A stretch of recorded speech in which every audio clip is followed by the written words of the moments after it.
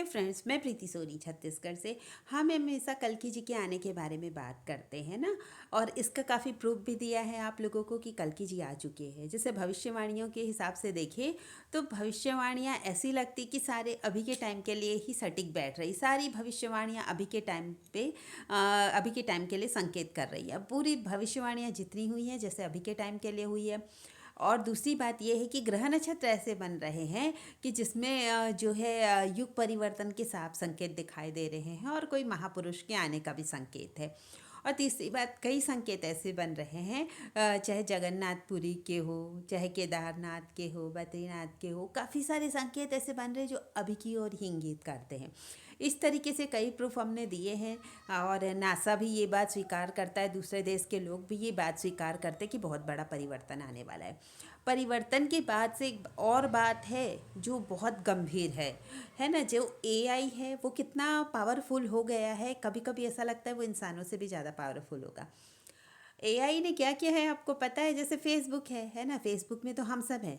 AI ने अपने लिए अलग ही अकाउंट बना लिया है फेसबुक की तरह, जिसको बोलते हैं मोल्ट बुक। उसमें क्या किया है पता है? और जितने तरीके के एआई एजेंट हैं, जितने एआई हैं, सारे उस मोल्ट बुक में हैं और वो इंसानों को एंट्री नहीं देते उसमें। उसमें कौन रहेगा? सिर्फ एआई रहेंगे। तो सोचो धीरे धीरे ये एआई कितना ज़्यादा हावी होते जा रहा है और एआई का ज़माना है, सब लोग वही यूज़ कर रहे हैं।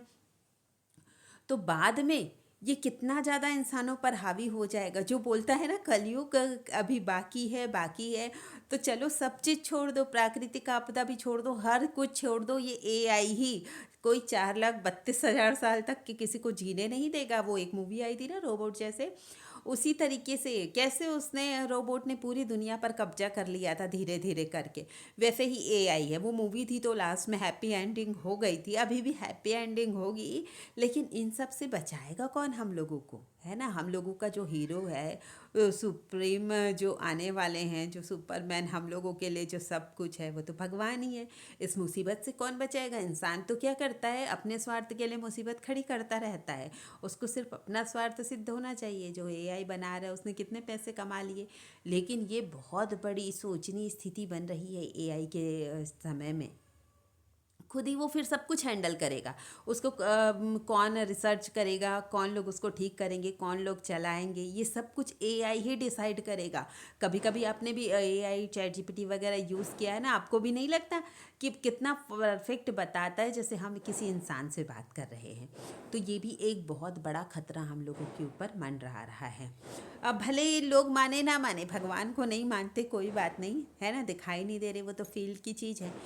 ये सब तो मानते हैं ना, कंप्यूटर युग के हैं आप सब, मोबाइल तो ज़रूर यूज़ करते हैं। तो अब आप बताइए कि कितनी बड़ी बात है ना। भगवान का आना कितना ज़्यादा ज़रूरी हो जाता है। और रही भक्तों की बात, भक्त सोचते हैं कि हमारा इंतज़ार बहुत लंबा होता जा रहा है, कब आएंगे भगवान, कब आएंगे। तो जब आपको ऐसी व्याकुलता लगे, ये तो बहुत अच्छी बात है कि भगवान का इंतज़ार कर रहे हो और मन व्याकुल भगवान के लिए हो रहा है, ये तो बहुत अच्छी बात है।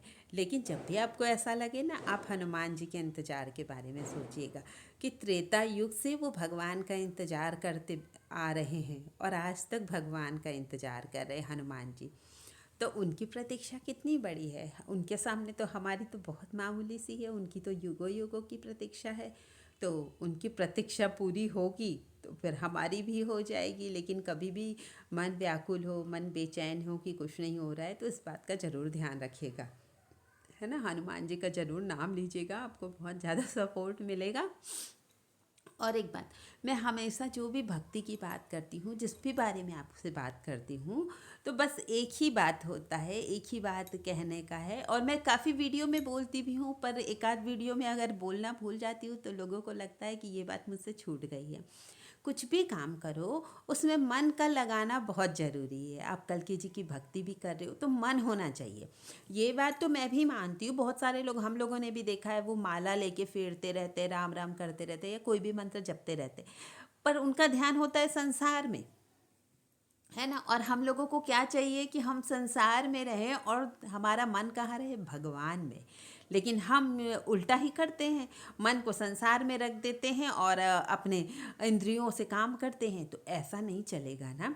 जब तक मन नहीं लगेगा वो भक्ति कोई काम की नहीं, वो माला जब कोई काम का नहीं, कुछ भी काम का नहीं। लेकिन ये है, जैसे मंदिर जा रहे हैं या माला फेर रहे हैं, पूजा पाठ कर रहे हैं घर में, नथिंग से समथिंग अच्छा है। कुछ नहीं करने से अच्छा चलो थोड़ा तो कुछ कर रहे हैं, कुछ सही समय के लिए सही थोड़ा तो मन भगवान में लगा रहे हैं, ये अच्छा है। लेकिन पूरी तरीके से ये सही नहीं है।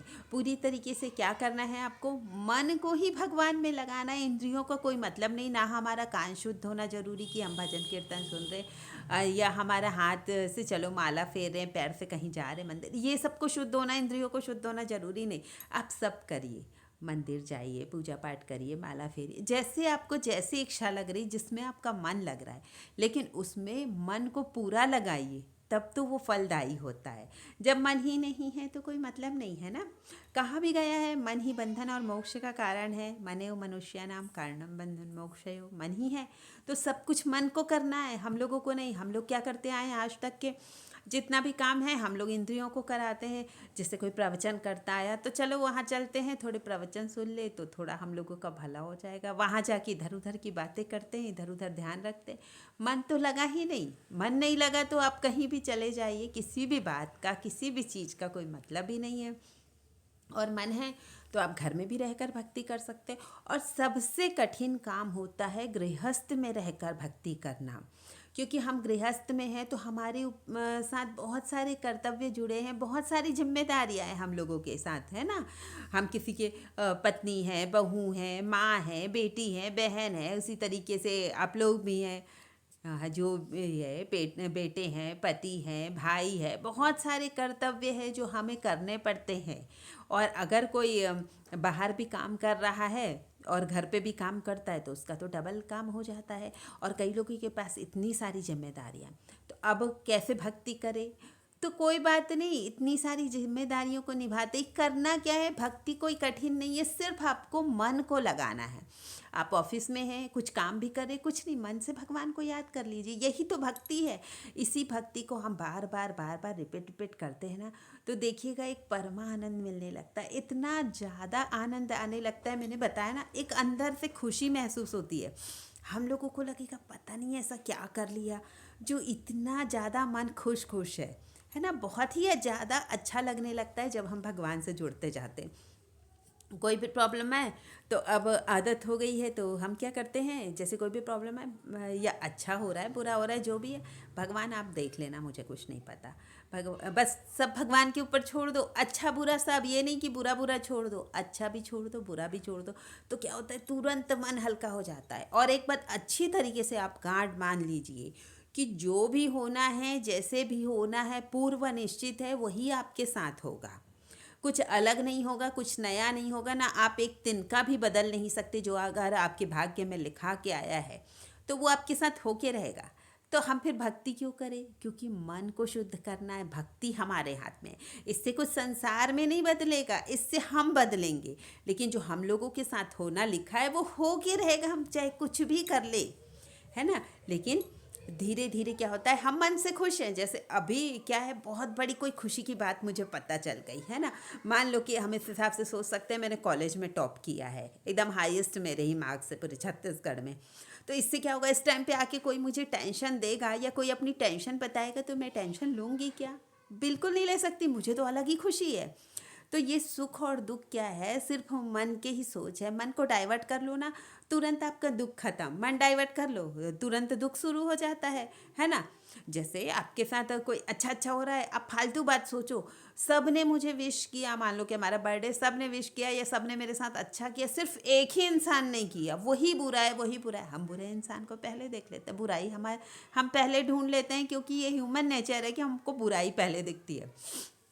लेकिन होना क्या है, हमें बस पॉजिटिव चीज़ देखनी, दूसरे क्या कर रहे हैं उसको छोड़ो, वो अपना कुछ भी करते रहें। हमें बस सबके लिए अच्छे भाव रखने, किसी के साथ गलत नहीं करना है। और अपना मन कल्कि जी के चरणों में लगा के रखो। और वैसे भी हमने काफ़ी बार देखा भी है, आपने भी काफ़ी बार फील किया है कि कल्कि जी की एनर्जी जैसे जैसे बढ़ रही है, भक्तों का तो अच्छा होना शुरू हो गया है। क्योंकि इसके पहले जो भी अच्छी पोस्ट में था, बड़ी पोस्ट में है मोस्टली रूप से, है ना, कोरोना के पहले और ज़्यादातर कुछ लोगों को छोड़ के, क्योंकि कुछ लोगों को भगवान ने ऐसा भेजा भी था, सकारात्मक लोगों को। कहने का मतलब जो भक्त थे ना, अभी तक के वो घिसे पीटे थे दुनिया में, उनका कुछ भी नहीं चल रहा था, उनका कोई वर्चस्व नहीं था, कोई उनका नाम नहीं था, है ना। बड़ी बड़ी पोस्ट में सब क्या थे, दुष्ट प्रवृत्ति के लोग थे, राक्षस प्रवृत्ति के लोग थे, कुछ एक को छोड़कर, है ना। पूरे ऐसे नहीं थे, कुछ एक को भगवान ने ऐसा बनाया था ताकि उससे बाकी भक्तों को सपोर्ट मिले, तो उन लोगों को ऊंचे पोस्ट में भेज दिया गया था। लेकिन मोस्टली अभी के पहले, कोरोना के पहले ज़्यादातर अच्छा बुरे लोगों के साथ हो रहा था। कोरोना के बाद थोड़ा थोड़ा करके अच्छा भक्तों के साथ होना भी शुरू हुआ है। कुछ के साथ नहीं हो रहा होगा तो बाद में होगा, है ना। लेकिन ऐसा नहीं है कि उन लोगों के साथ अच्छा नहीं होगा। भक्त, मैंने क्या कहा कि ज़रूरी नहीं है वो पूरे दिन भगवान के सामने पूजा पाठ करे, ध्यान करे, कुछ नहीं, मन से बस भगवान को याद कर रहा है ना, किसी का बुरा नहीं चाह रहा है ना, बस वो भक्त है। जिसका मन शुद्ध है, जिसका मन पवित्र है, वो बिल्कुल भक्त है। भगवान उसकी ओर जरूर ध्यान रखते हैं। आपको कई बार लगा होगा कि कोई प्रॉब्लम आने वाली थी, भगवान ने आपको बचा लिया। ये कितने बड़े, मतलब भक्ति की सबसे बड़ी निशानी है कि भगवान पे सब कुछ छोड़ दो और आप अपना काम करते जाओ।